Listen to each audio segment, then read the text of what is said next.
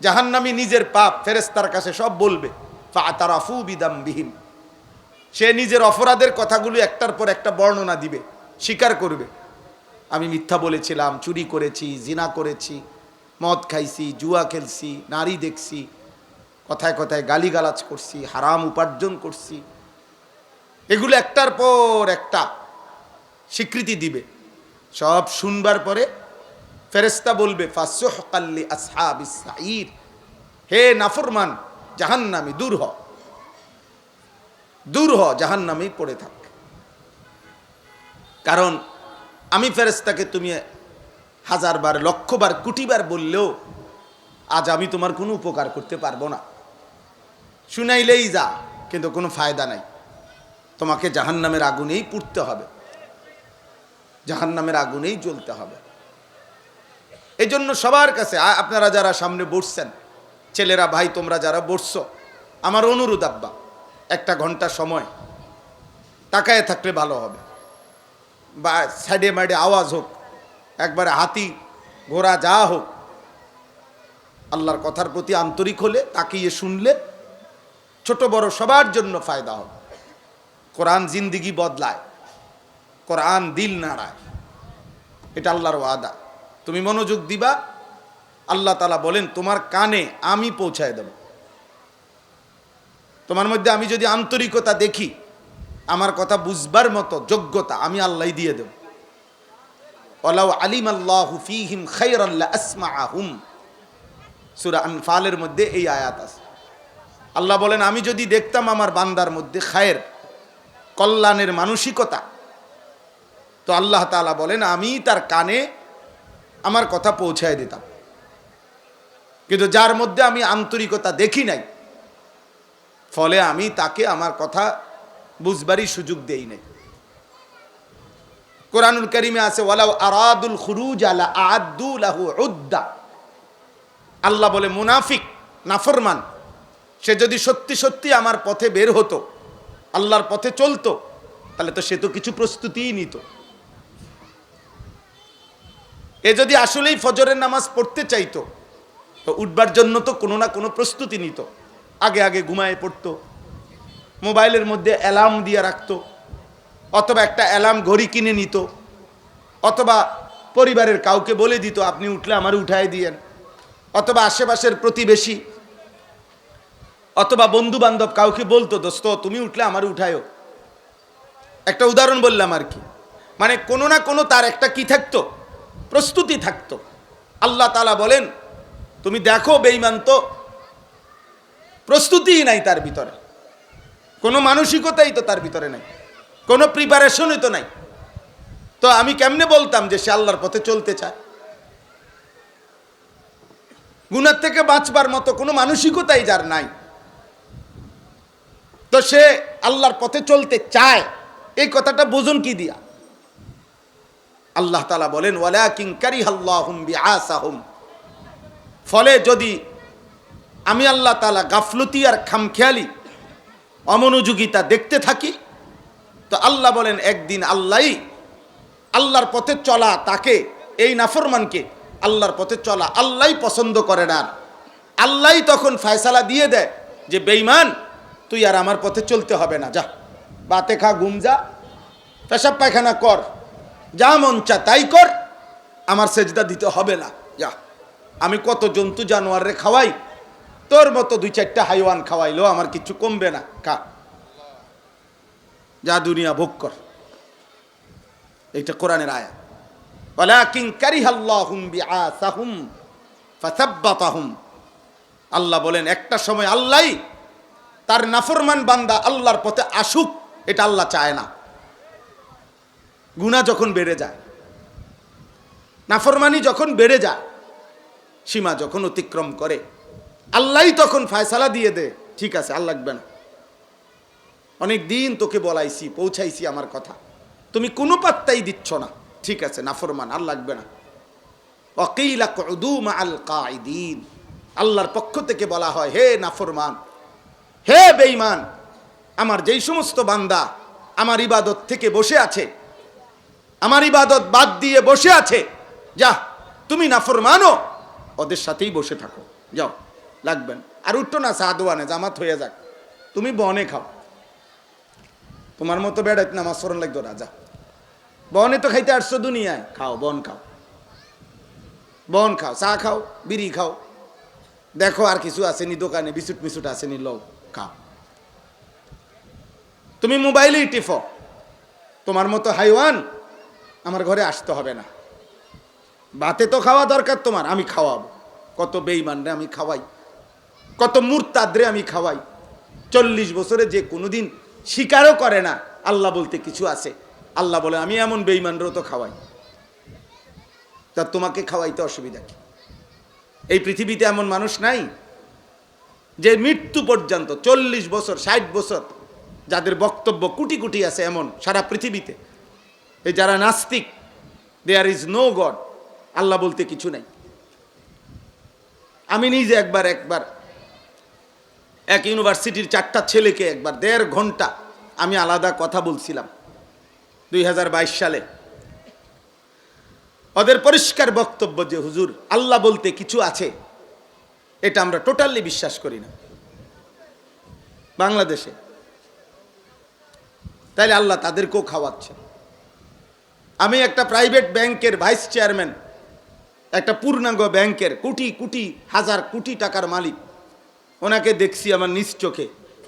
উনি ডাইরেক্ট জানাজার নামাজে দাঁড়াইয়া পাশে দাঁড়াইয়া বলছে, কবরের আযাবের মিথ্যা ভয় দেখিয়ে হুজুররা আর কতদিন মানুষকে বোকা বানিয়ে রাখবেন।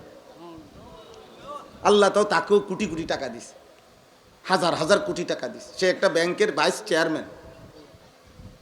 তাইলে দুনিয়া অনেক দিছে বলে এটা সফলতার কিছু না। আল্লাহ তাআলা নিকৃষ্ট বেঈমানকেও দুনিয়া দিছে, নিকৃষ্ট বেঈমানকে আল্লাহ তাআলা দুনিয়া দিছে আব্বা, এটা আহামরি কিছুই না। অতএব আমার প্রথম কথা, এতক্ষণ আমি খুতবা না পড়ে শুধু সালাম দিয়েই এতগুলো কথা বললাম। আমি আসছি থেকেই দেখছি এই পরিমাণ উথামথাম করতেছ তোমরা ছেলেরা। আফসোসের ব্যাপার আব্বা, নামাজের ওয়াক্ত ছিল, নামাজের জন্য প্রস্তুতি নিলে ভালো হইতো, নামাজের গুরুত্ব দিলে ভালো হইতো। একজন বক্তার 1000 ছবি উঠাইলে কোনো লাভ নাই।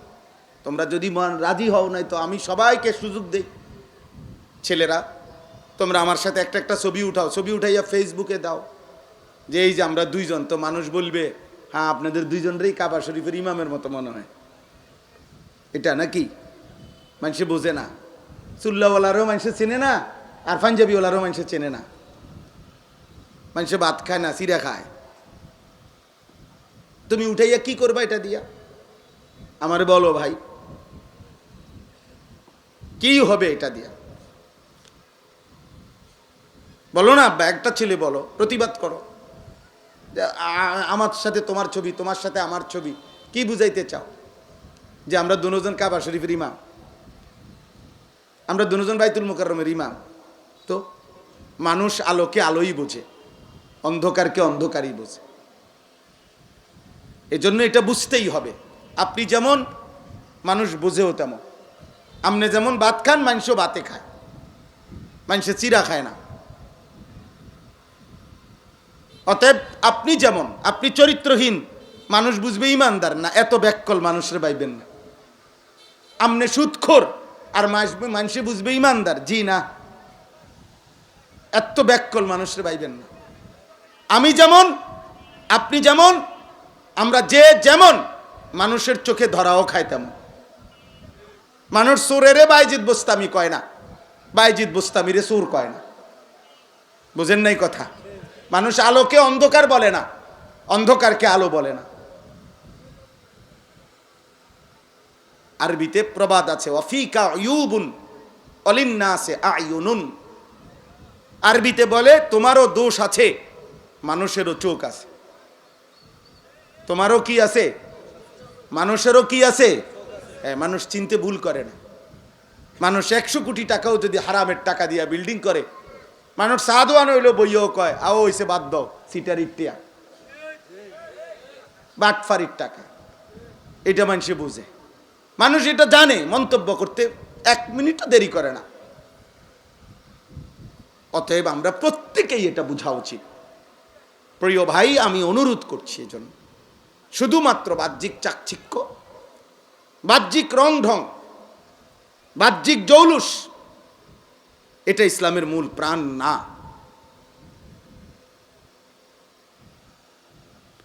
কলিজার ফিকির, অন্তরের সৌন্দর্য, এটা বড় বেশি সৌন্দর্য। আমি আঙ্কেলকে বলতেছিলাম,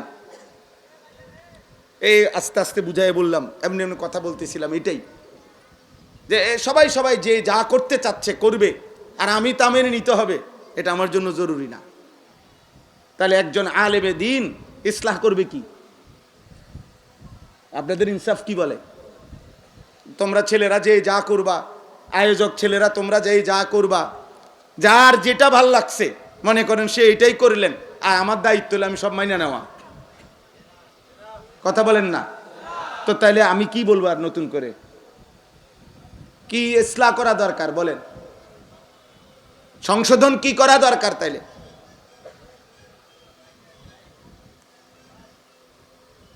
মুসলমানের সন্তান ইনসাফের সাথে বইল, এতগুলো ছেলে তোমরা কাছাকাছি ছিলা, কিন্তু আল্লাহকে সাক্ষী রেখা বইল, কলিজার মধ্যে হাত দিয়ে বলো তোমরা সবাই মাগরিবের নামাজ পড়ো নাই।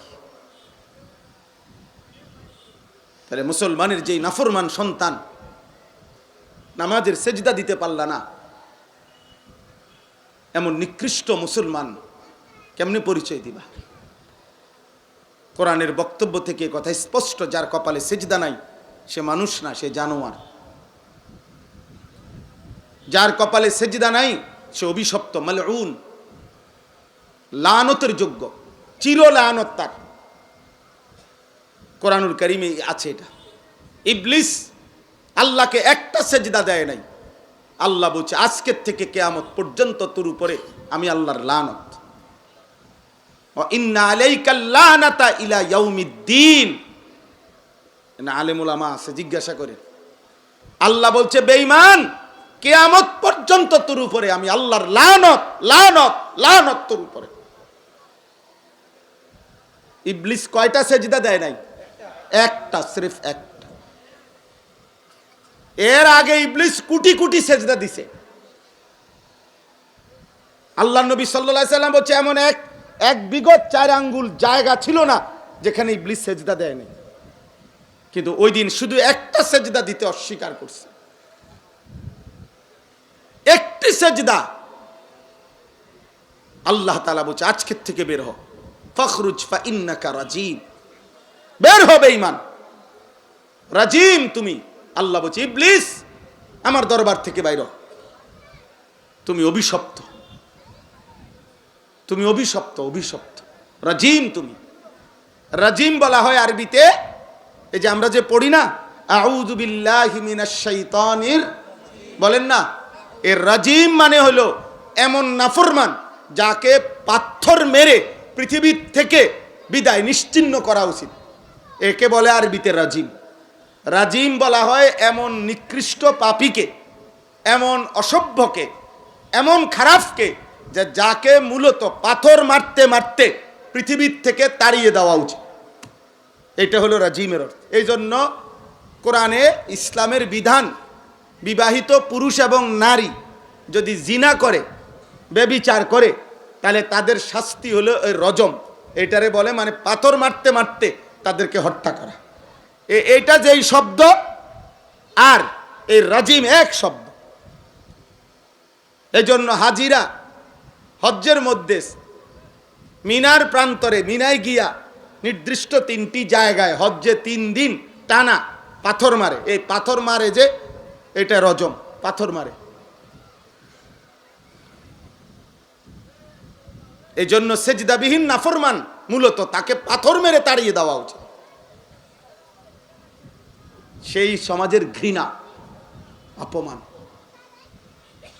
হাদিসের মধ্যে আছে আল্লাহ নবী সাল্লাল্লাহু আলাইহি ওয়াসাল্লাম বলেন, বান্দা যখন সেজদা করে, বান্দা যখন সেজদা করে, ইমানদার যখন সেজদা করে, খোদার কসম নবী বলছে শয়তান কাঁদতে কাঁদতে তার থেকে বিচ্ছিন্ন হয়ে যায়। ইতাজালা শাইতানু ইয়াবকি, শয়তান কাঁদতে কাঁদতে আলাদা হয়। আর কানতে কানতে ইবলিস বলে, হে হে আল্লাহর বান্দা, এটাই সেই সেজদা যেই সেজদা একবার না দেওয়াতে আমি চিরদিনের জন্য ঘৃণিত হলাম। এটাই সেই সেজদা যা তুমি এখন দেওয়ার কারণে আল্লাহর প্রিয় হয়ে গেল, আল্লাহর প্রিয় হয়ে গেল। এজন্য ভাইয়া আখলাক শিখো, জিন্দেগি শিখো, দিন শিখো, দিন শিখো। পিছনে তাকায়েন না, একজনও পিছনে তাকায়েন না।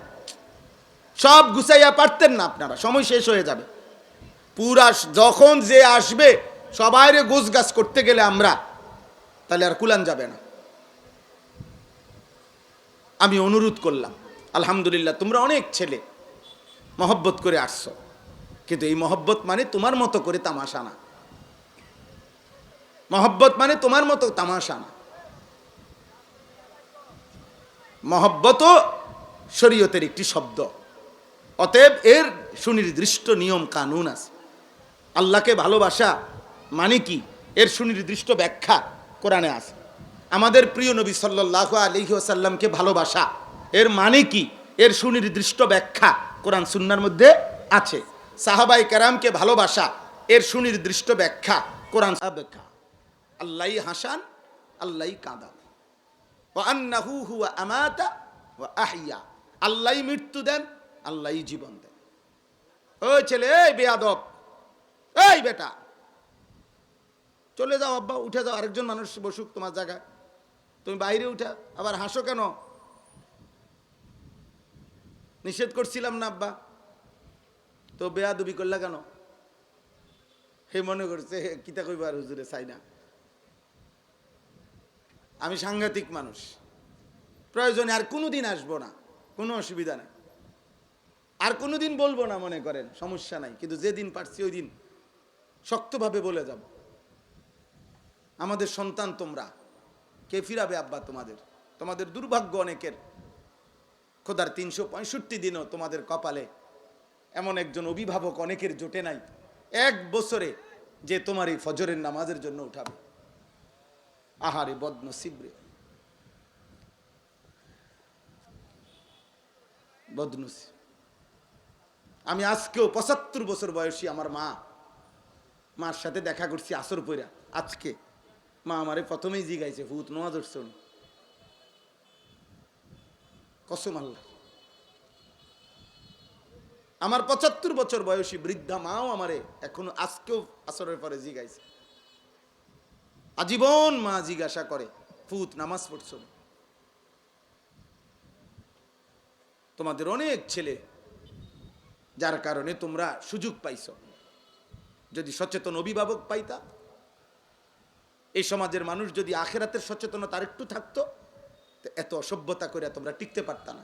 একটা সময় আমাদের এই সমাজে এই বয়স্ক লোকদেরকে জিজ্ঞাসা করে দেখো, একটা সময় 10 গ্রামেও যদি, 3 গ্রামের কোনাতেও যদি কেউ কোনো সামান্য অপকর্ম করছে, তো 10 গ্রামের মানুষের সামনে মেল কইরা মাথা কামাইয়া ছেড়ে দিছে। মানুষের দেখলে বুঝছে তাই নিয়ে ধরা খাইছে। এটা ছিল আমাদের সমাজ, এই দেশেই ছিল, এই দেশেই ছিল। কিন্তু সবাই যখন একসাথে, অভিভাবক এবং অধীনস্থ, বাবা এবং সন্তান, মা এবং মেয়ে, সবাই যখন বুঝছে জীবন মানে শুধু দুনিয়া, জীবন মানে শুধু টাকা, জীবন মানে শুধু বিল্ডিং, জীবন মানে শুধু ভাত মাছ, জীবন মানে শুধু খাট ফার্নিচার, এটা যখন ছোট বড় জোয়ান বুড়া, বাবা সন্তান সবার মাথায় একসাথে ঢুকছে, বেঈমানের সফলতা এটা যখন আমগো সবার মাথায় ঢুকায় দিছে, এখন আর বাপের কথা হইলো ফুতের নামাজের দরকার না, টাকার দরকার। মেয়ের পর্দার দরকার নাই, পয়সাওয়ালা জামাই দরকার, জামাই দরকার, টাকার দরকার। এই জন্য ফুলারে কইছে যে বুঝছি তোমার দিয়ার হইতো না, সিদ্ধান্ত নাও, বিদেশ যাইবা না কাম করিবা, কোনটা করিবা কও, টাকার দরকার। হ্যাঁ যাইলে বিদেশ কথা কও, যদি বলে 12 দিনের মধ্যে 12 লাখ টাকা দিতে হইব, ঠিকই উনি সুদে কিস্তিতে মিলাইয়া 1 সপ্তাহের ভিতরে বাপে টাকা ব্যবস্থা করে দিবে, কারণ ওনার টাকা দরকার। উনি বুঝছে আমার ছেলের দিয়ে আমি টাকা কামাইতে হবে। কিন্তু কোরআনুল কারীমের মধ্যে আছে আব্বা, এই আমি এখন শুনাইতেছি, কোরআনুল কারীমের মধ্যে আছে হযরত নূহ আলাইহিস সালাম 950 বছর একটানা মানুষকে আল্লাহর দিকে ডাকছে। একটা মানুষ 950 বছর আল্লাহর কথা বলছে। 950 বছর পরেও আল্লাহ তাআলা ওনাকে যখন বলছে নূহ আর বলতে হবে না, যে কয়জন ঈমান আনছে বাকিদেরকে আমি আল্লাহ তুফান দিয়ে ধ্বংস করে দেব, তুমি একটা নৌকা বানিয়ে উঠে পড়ো। যেদিন এই সূরা হুদের মধ্যে আছে, যেদিন নূহ আলাইহিস সালাম নৌকা বানিয়ে সারছেন, আল্লাহ তাআলা বলছেন তুমি তোমার অনুসারীদেরকে নিয়ে উঠো, আজকে নৌকা ছেড়ে দিবে। পানি উঠে গেছে, ওয়াফারাত তান্নুর কোরআনে আছে, চুলা ফাইটা পানি বের হওয়া শুরু হচ্ছে। নূহ আলাইহিস সালাম বুঝছে ওনার কওম আর বাঁচবে না, এই মানুষগুলো এখন আল্লাহর নাফরমানির কারণে ধ্বংস হয়ে যাবে। প্রিয় ভাই, প্রিয় বাবা, মুসলমানের বাপ, আপনাদেরকে বলি, এই কোরআনে আল্লাহ বলছে 950 বছর পরে আজকে যখন ছেড়ে দিচ্ছে, মানুষগুলোকে ধ্বংস করে দিবে, আল্লাহ বলছে ঠিক ওই সময়ও নৌকা ছাড়ার পূর্ব মুহূর্তেও তুফানের পানি আযাব চলে আসছে। তখনও কোরআনে আছে নূহ আলাইহিস সালাম ওনার শেষবারের মতো ওনার ছেলে কেনান, কাফের ছেলেটাকে বলছে ইয়া বুনাইয়ার কাম মা'ানা ওয়ালা তাকুম মা'আল কাফিরিন, হে আমার প্রিয় সন্তান আব্বা, তুই ঈমানদারদের সঙ্গী হ, বেঈমানের সঙ্গী হইও না আব্বা, যাইও না, থাইকো না ওই বেঈমানদের সাথে, থাইকো না। 950 বছর পরেও বাপ ছেলেকে বলছে আব্বা আর কোনোদিন আমি এই পৃথিবীতে কালেমার দাওয়াত দেব না, আর কোনোদিন বলবো না, আমার দায়িত্ব শেষ, আমার কাজ শেষ, কিন্তু শেষবারের মতো তোমাকে বললাম। ছেলেটা বলছে আমি পাহাড়ে আশ্রয় নেব, তোমার খোদার পানির থেকে আমি বেঁচে যাব। সাআবি ইলা জাবালিন ইয়াসিমুনি মিনাল মা। নূহ আলাইহিস সালাম বলছে না, লা আসিমাল ইয়াউমা মিন আমরিল্লাহ ইল্লা মার রাহিম। আব্বা শুনো, আল্লাহর দয়া ছাড়া আজকে আল্লাহর হাত থেকে কেউকে বাঁচাইতে পারবে না। ভুল করো না বাবা, ভুল করো।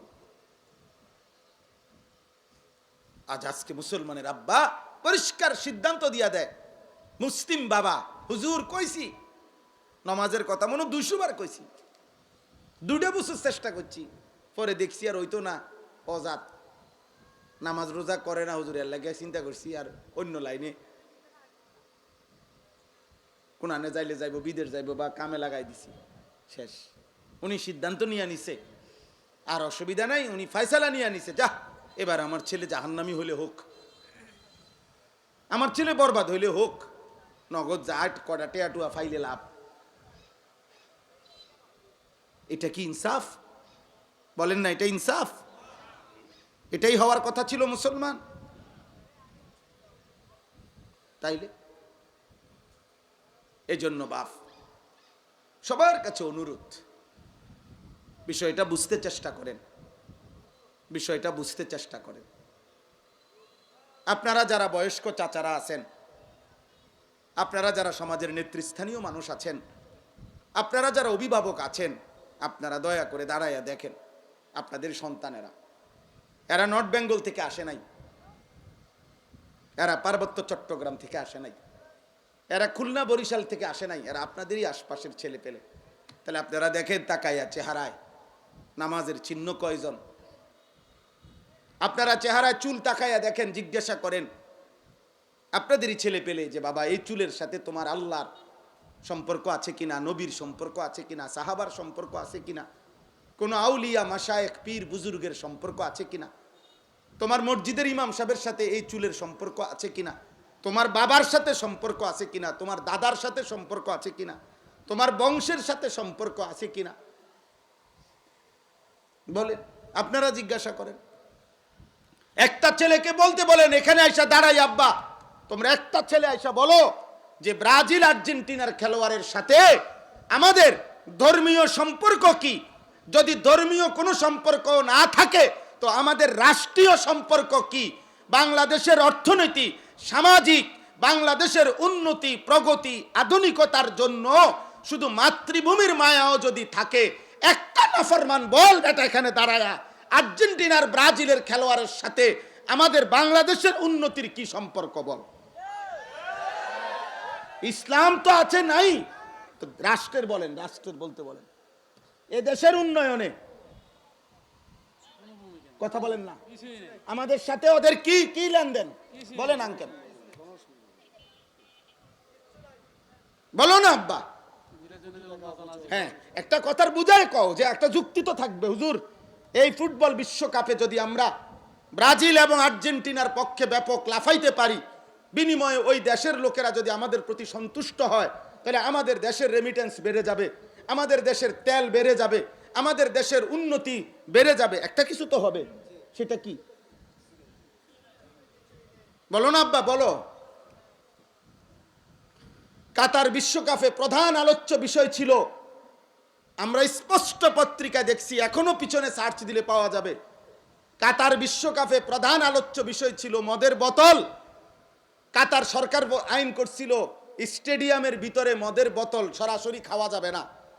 এটা নিয়ে সারা বিশ্ব, ইউরোপ তখন বিতর্ক করছিল যে না, এটা স্বাধীনতায় হস্তক্ষেপ, যেখানে অবাধে মদের বোতল।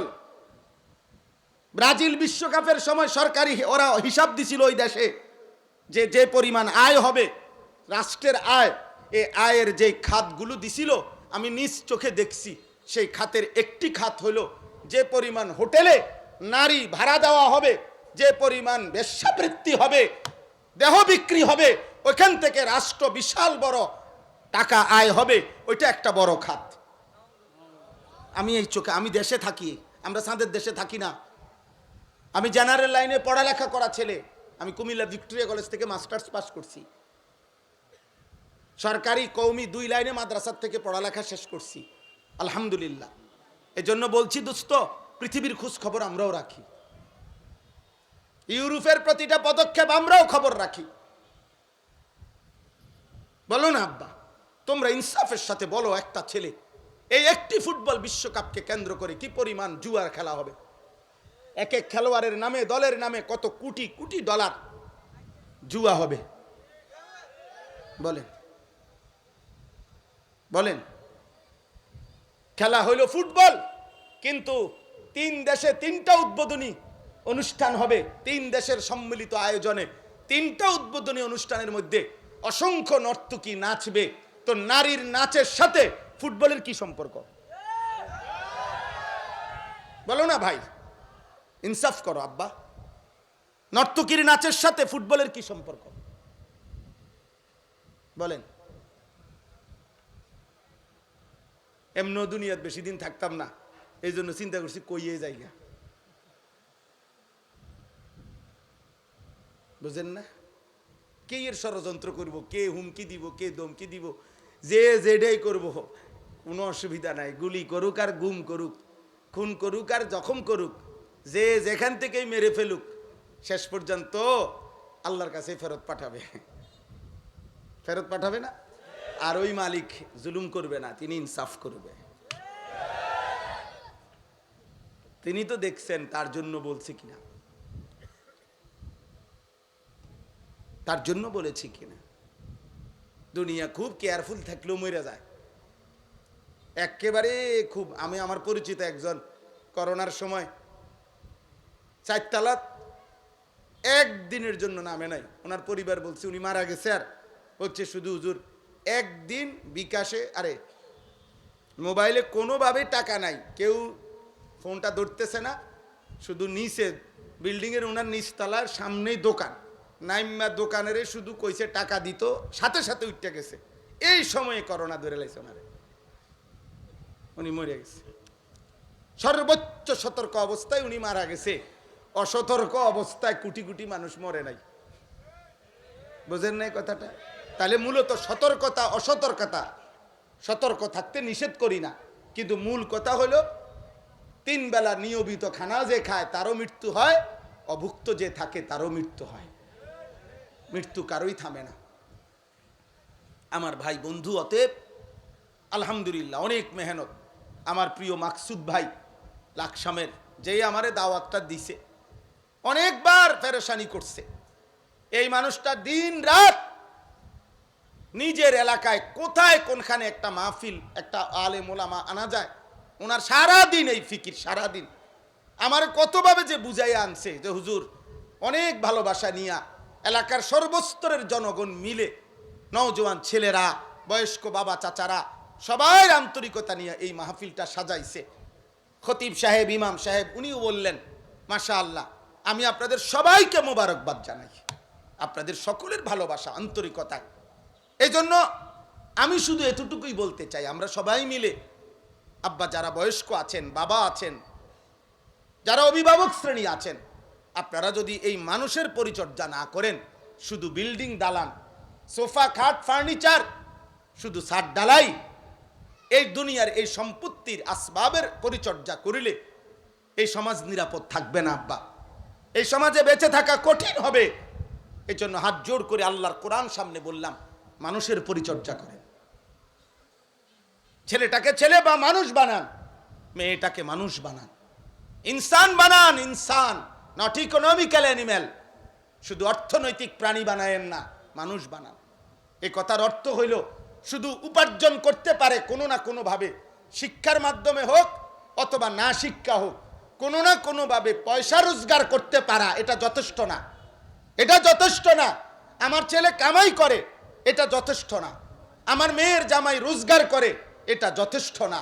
বরং ঈমান, ইসলাম, সেজদা, আখলাক, চরিত্র, হালাল হারাম, পাক নাফাক, পবিত্রতা অপবিত্রতা, 5 ওয়াক্ত নামাজ, বন্দিগি, এইটার নাম হচ্ছে মানুষ। এইটার নাম কি বলেন না? আখলাকের নাম মানুষ, গোলামির নাম মানুষ, আল্লাহর বন্দিগির নাম মানুষ। আর নাই তো শুধু উপার্জন করে, সে ইকোনমিক্যাল অ্যানিম্যাল, অর্থনৈতিক প্রাণী, সে শুধু উপার্জনকারী প্রাণী, যে শুধু রোজগার করে, উপার্জন করে কোনো না কোনো ভাবে, হয় পড়ালেখা করে নয়তো পড়ালেখা ছাড়া। কিন্তু মানুষ হওয়া ভিন্ন জিনিস, মানুষ হওয়া ভিন্ন জিনিস। কোরআনুল কারীম এই জন্য আল্লাহ তাআলা বলছেন পরিষ্কার, আপনি রাগ করলেও বলতে হবে, সুখ করলেও বলতে হবে। আল্লাহর কোরআনে আল্লাহ বলছে, যেই দিল আল্লাহকে নিয়ে ভাবে না, যেই কান আল্লাহর কথা শুনে না, যেই চোখ আল্লাহর আয়াত দেখে না, খোদার কসম আল্লাহ বলছে উলাইকা কাল আনআম, ওই মানুষগুলো জানোয়ার, জানোয়ার, জানোয়ার। আল্লাহ বলছেন। আপনার প্রতিবাদ করার ইচ্ছা থাকলে কোরআনের সাথে কইরেন, আমার কোনো আপত্তি নেই। আপনার হিম্মত থাকলে আল্লাহর সাথে কথা বললেন। কিন্তু আল্লাহ পরিষ্কার বলছে, দিল যার আল্লাহকে নিয়ে ভাবে না, কান যার আল্লাহর কথা শুনে না, চোখ যার আল্লাহর আয়াত দেখে না, ও জানোয়ার। আল্লাহ বলছে ওয়াত্তাবা হাওয়াহু ফামাসালুহু কামাসালিল কালব। আল্লাহ বলছে মনের ইচ্ছে মতো যে চলে, মনের ইচ্ছে মতো যে চলে, খোদার কসম কোরআনের আয়াত, আল্লাহ বলছে তার জীবন কুত্তার জীবন। ফামাসালুহু কামাসালিল কালব, তার দৃষ্টান্ত, তার উদাহরণ কামাসালিল কালব, কুত্তার মতো। কালবুন মানে কুত্তা, মনের ইচ্ছা মতো চলে। তোমরা যারা 5 ওয়াক্ত নামাজ পড়ো না, তোমরা নিজের ইচ্ছায় না আল্লাহর ইচ্ছায় পড়ো না, কথা বলে না তো। আল্লাহ তাআলা বলে নিজের ইচ্ছায় যে চলে তার উদাহরণ কুত্তার মতো। 365 দিনে একদিনও ফজরের নামাজ পড়তে পারলা না, কারণটা কি আব্বা? আল্লাহকে এভাবে ভুলে যায় মানুষ, এভাবে ভুলে যায়। আহা, এই পৃথিবীর সাধারণ থেকে সাধারণও যদি কেউ কারো জন্য কোনো সুপারিশ করে, সে তো কথা জানতে চায়, কি বিষয়ে সুপারিশ করতাম, কি বলতাম, আমনে কদ্দুর আগাইছেন, আমনে কোনানে আইয়া বাজ্যা গেছেন, হ্যাঁ কাগজপত্র কি কি আছে। আমি আজকে একজন ডাক্তারকে বলছি, আমার বিবিরে ডাক্তার দেখাইতাম শনিবারে, আমার ঘনিষ্ঠ, উনি বলছে হুজুর গত 2-3 বছরে যত ডাক্তার দেখাইছেন এই বিষয়ে সবগুলো স্লিপ প্রেসক্রিপশন নিয়ে আইসেন। কথা বোঝেন নাই আমার? তো নবী সাল্লাল্লাহু আলাইহি সাল্লামের কাছে যেই উম্মত সুপারিশের জন্য যাইবে হাসরের ময়দানে, ইয়া রাসূলুল্লাহ আমি আনিসুর রহমান, এই যে আমার কাগজ ফাইল, আমার জন্য একটু সুপারিশ করেন। তো নবী সাল্লাল্লাহু আলাইহি সাল্লাম তাকায়া দেখবে 365 দিন খোদার এক বছরে একদিনও ফজরের নামাজ পড়ে নাই, 40 বছর টানা সুদ খাইছে, 40 বছর টানা বিড়ি সিগারেট খাইছে, 40 বছর টানা কথায় কথায় গালিগালাজ করছে, প্রতিদিন রঙিন টেলিভিশনে নর্তকীর ছবি দেখছে। এইভাবে লেখা আছে নামের নিচে আমল নামায়।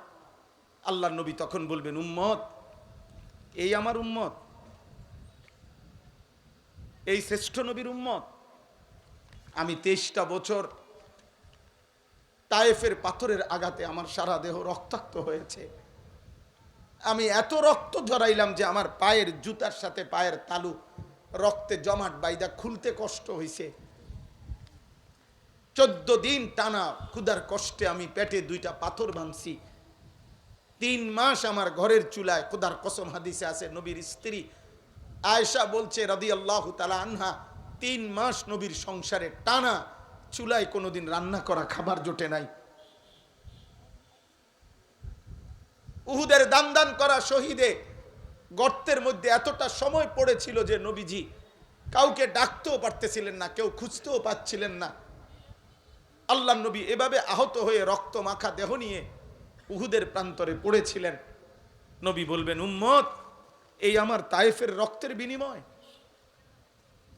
এই আমার উহুদের দান শহীদ করার বিনিময়, এই আমার পেটে পাথর বাঁধা ক্ষুধার কষ্টের বিনিময়, এই আমল নামা। 60 বছর বয়সও বিড়ি সিগারেট, 60 বছরের দাড়িওয়ালা বুড়া এখনো নর্তকীর নাচ, টেলিভিশনে চা দোকান, নাচ গান দেখা। আমি আল্লাহর সামনে এটা কেমনে সুপারিশ করি বলেন না? নবীজির সুপারিশ মানে কি? আপনার গুনাহ মৃত্যু পর্যন্ত মজবুতির সাথে গুনাহ চলবে, এক সুতা আপনি নড়াচড়া করবেন না গুনার থেকে, আর নবী শুধু দাঁড়াইবেন আর নবী বেহেশতে ঢুকাবে, এটা নিয়ে সুপারিশ। কথা বলেন না কেন? বলেন, একজন মুসলমান বলেন, সুপারিশ বলতে কি বুঝছেন?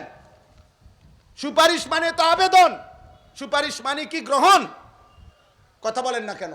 সুপারিশ মানে মুক্তি, সুপারিশ মানে নাজাত, সুপারিশ মানে জান্নাতে ঢুকানো, সুপারিশ মানে আবেদন। আবেদন, কেউ যদি সুপারিশ করে এটা প্রমাণ করে আবেদন, এটা আবেদন করছে, গ্রহণ করা, অনুমোদন করার জন্য ভিন্ন আরেকজন আছে। কথা বলে না? তাহলে নবীজি কি করবে? সুপারিশ করবে, তো এটা অনুমোদন করার জন্য আরেকজন কেউ থাকবেনি। তিনি কে? আরে বলেন না কে? তো নবীজি আবেদন করিলে, মনে করেন নবীজি আবেদন করার পর 1 কোটি মানুষ, সাপোজ আর কি 1 কোটি মানুষ আবেদন করছে, আল্লাহ তাআলা যদি বলে, বন্ধু আপনার আবেদনে ধরেন আমি একজন বাদে বাকি সবাইকে জান্নাত দিলাম, একজনকেই শুধু জাহান্নাম দিলাম, আর সেই একজন যদি হয় আনিসুর রহমান, তাহলে বাকি সবাই জান্নাতে গেলে আমার কি লাভ? কথা বুঝেন নাই আমার? নবীর সুপারিশে মনে করেন 100 কোটি যাবে। এই ছেলে, এই বেয়াদব, এই বেটা বেয়াদব, মোবাইল ধরলা কেন? গাদ্দারি করো কেন? তুমি চলে যাও বেটা, তোমার মতো ফালতু শ্রোতা না হলে চলবে বেটা।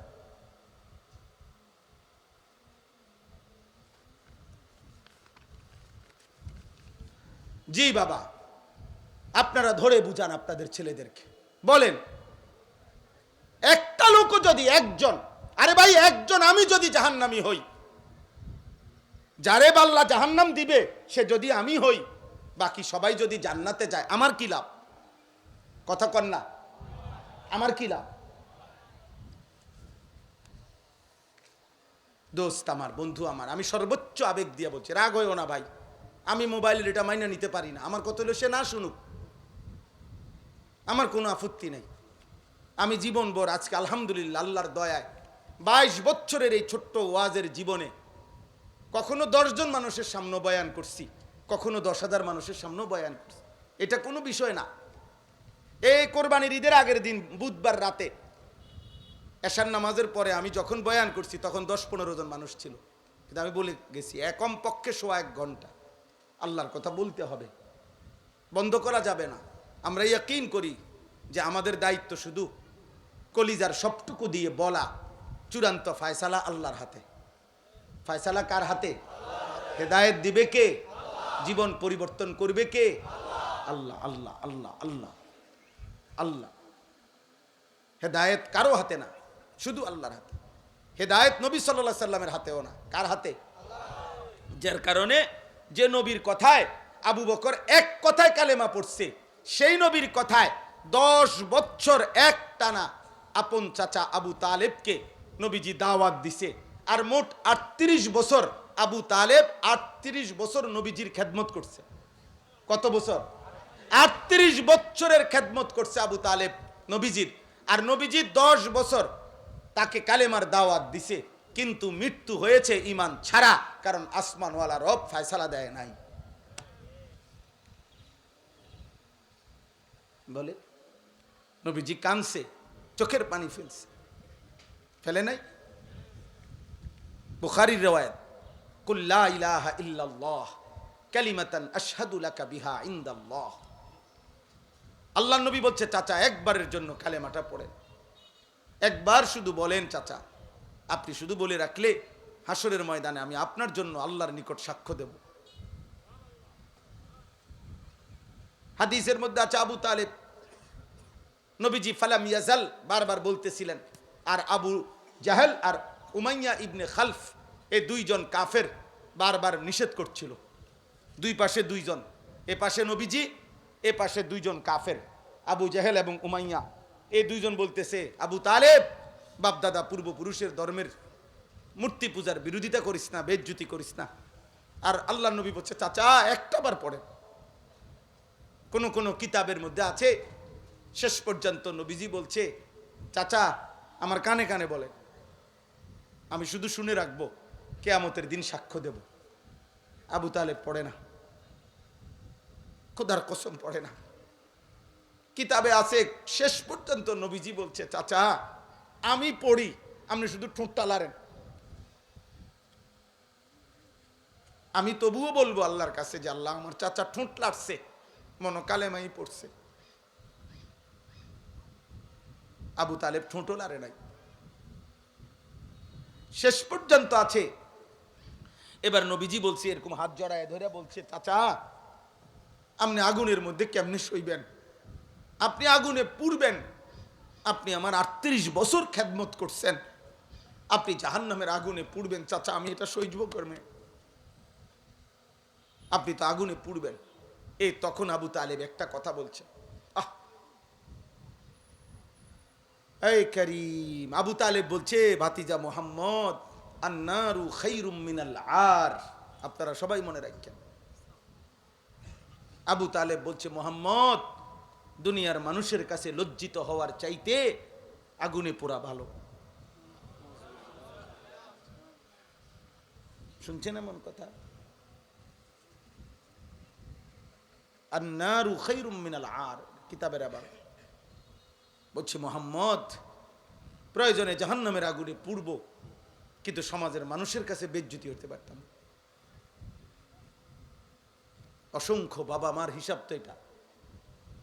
3 দিন ধরে বিয়া বাড়িতে ডেকসেট বাজতে আছে, এবারটার কথা হইল প্রয়োজনে হাসরের ময়দানে জাহান্নামের আগুনে পুড়মু, কিন্তু জিফুত নায়নাতুরের কাছে বেজ্জতি হতে পারতাম। ফুলাইনে শখ করছে, ফুলাইনে কি করছে? ফুলাইনে শখ করছে। হ্যাঁ, বেডা বেডি এক প্যান্ডেলে খাওয়াইতে আছে, ও গুণা হইব তো, ও অক গুণা, কিতা করণ যাইব, আর হয়তো কিছু ফিডা খাওয়ান লাগবো কবরে, কিন্তু বেজ্জুতি থেকে তো বাঁচলাম। গ্যারামে বেজ্জুতি হয়েছে না হেবটা, মানুষে হেবটার একের আলগি দিয়া টাঙ্গাইয়ে থইছে ইজ্জত দিয়া। বুঝেন নাই কথা? হ্যাঁ, এই মানুষের কাছে যাতে বেজ্জুতি না হয়, এই জন্য গুণাটাকে কি করে নিছে? মেনে নিছে। কথা বোঝেন নাই? একটা হাইয়েস্ট, এটার ভিতরে বেড়া বেড়ি ফুলা মাইয়া, হ্যাঁ চাপ দিয়ে বইয়ে লাও, মাত্র 10 কিলোমিটারের পথ, এত ফর্দা ফুর্দা টোহাইও না, এত এত এত জমিদারি করো না, বইয়া লাও বেড়া বেড়ি এক লগে, যে জান দিয়ে জায়গা পাও বইয়া লাও। এটা এটা জায়েজ হয়ে গেল? এটা 2 কিলোমিটার হইলে এটা জায়েজ, 10 কিলোমিটার পথ কম হইলে বেড়া বেড়ি এক লগে বইন জায়েজ নাকি? বিয়ার রাত বিয়া বাড়ি আপনার স্বাস্থ্য বোন জ্যাঠতো ভাই ভাই বোন ছোট ছোট বাচ্চা 10 বছর 12 বছরের মনে করেন সব দিদি এক কান্দে হতাই দিছে হুইতালা সবাই একটা বালিশ দিয়ে দে সবাই রে সবাই শুইয়া লাইলো এক লগে এটা হালাল না হারাম তো এই এত দিকে গুনাহ করে এরপরে শেষ সমস্ত নাফরমানি কমপ্লিট কইরা এরপরে ইমাম সাহেবের কাছে দায়িত্ব হুজুর খাস করে কদ্দুর দোয়া করে দেন আল্লাহ যেন কদ্দুর সুখে রাখে আল্লাহ যেন এই 70,000 টাকার যে বিয়ের গেটটা আল্লাহ যেন এটা বরকত দেয় গায়ে হলুদের যে অনুষ্ঠানে বেড়া বেড়ি নাচছে আল্লাহ যেন এটা বরকত দেয় পুরাটা অনুষ্ঠান যে ভিডিও করছে আল্লাহ যেন এটার মধ্যে বরকত দেয় বেড়া বেড়ি যে একই হাইয়েসের মধ্যে সাইপ্পা বইছে আল্লাহ যেন এটার মধ্যে বরকত দেয় হ্যাঁ দিব যা দিবার দিব আপনি টের পাইবেন রোদ উঠলেই বুঝবেন বুঝেন নাই আস্তাগফিরুল্লাহ আস্তাগফিরুল্লাহ বলেন নাউজুবিল্লাহ বলেন নাউজুবিল্লাহ মুসলমান মনে রাখবেন আমার শেষ কথা চোখ বন্ধ করলে ঝড় থামে না মাথা নোয়ায়া ফেললে ঝড় থামে না ওট পাখির স্বভাব তুফান দেখলে বালুর মধ্যে মাথা ঢুকায় চামচিকার স্বভাব বাদুরের স্বভাব আলো ফুটলে মাথা নিচের দিকে দিয়া চোখ বন্ধ করে রাখে তার মানে সে বুঝাইতে চায় আলো আসে নাই না আলো আসছে তুমি মাথা নোয়া এলাইছো আর এই জন্য আপনি যদি বলেন আমি বুঝি নাই চোখ বন্ধ করে যদি আপনি কোন তুফান নাই না তুফান ঠিকই আসতেছে আপনি চোখ বন্ধ করে রাখছেন তা আপনি বুড়া মানুষ গ্রামের মানুষ বুঝি নাই বা ও এখনকার যুগ এরকম আগের মতো সাফাসাফি করলে হইতো না এই সব কিছু বললেই কবরের আযাব মাফ হয়ে যাবে জাহান্নামের আযাব মাফ হয়ে যাবে খোদার কসম এটা হবে না ইমাম সাহেব আর মুক্তা দিয়ে মুসল্লি আর হুজুরে পাবলিকে আর জনগণে আমরা একত্র হইয়া গেলে কবরের আযাব মাফ হবে না আমনে উনি আমারে কইলো আমি ইমাম সাহেবরে কইলেন আমনে হুজুর বুঝেন তো অন কি আর এই যুগ আসেনি হুজুরে কইলো আচ্ছা বুঝি তো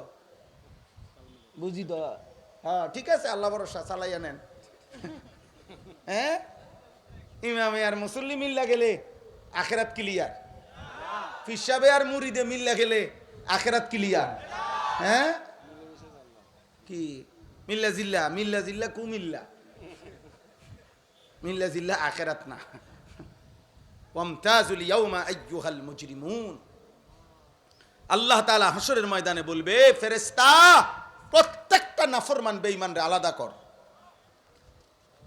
বাইর কর গার ধাক্কা দিয়া ওয়াকিফুহুম ইন্নাহুম মাসউলুন আল্লাহ বলবে ফেরেশতা প্রত্যেক পাপীকে তিনজন একসাথ করবি প্রিয় ভাই কোরআনের আয়াত প্রত্যেক পাপীর বেলায় আল্লাহ বলবেন তিনজনকে একসাথ করবা এক পাপীকে দুই এই পাপ কাজে তার সঙ্গী যে ছিল তাকে তিন এই পাপ করতে গিয়ে সে যার উপরে ভরসা করছে তারে শেল্টার দিছে সে যে সেই গডফাদার যে তাকে অন্যায় করতে চুরি করতে জিনা করতে মদ খাইতে জুয়া খেলতে নারী দেখতে জুলুম করতে সন্ত্রাসী করতে চাঁদাবাজি করতে হারাম করতে যে তাকে শেল্টার দিছে আল্লাহ বলবে তিনজনকে একসাথ করো খোদার কসম আল্লাহ বলেন আর জাহান্নামের রাস্তায় দাঁড় করাও আমি একটা একটা করে জিজ্ঞেস করব আর জাহান্নামে পৌঁছায় দেব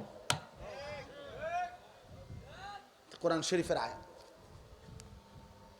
উহশুরুল্লাযীনা যালামু ওয়া আজওয়াজাহুম ওমা কানু ইয়াবুদুনা মিন দুনিল্লাহ ফাহদুহুম ইলা সিরাতিল জাহিম ওয়াকিফুহুম ইন্নাহুম মাসউলুন মা লাকুম লা তানাসারুন বাল হুমুল ইয়াউমা মুস্তাসলিমুন আল্লাহ তখন ওই তিনজনকে পাপীর সঙ্গী পাপ কাজ সে যার উপরে ভরসা করে করছে এই তিনজনকে একসাথ করে আল্লাহ বলবেন কি হলো একজন আরেকজনকে সাহায্য করছো না কেন একজন আরেকজনকে এখন কিছু বলছো না কেন সহযোগিতা করছো না কেন আল্লাহ আমাকে মাফ করে দেন আল্লাহ আমাদের সবাইকে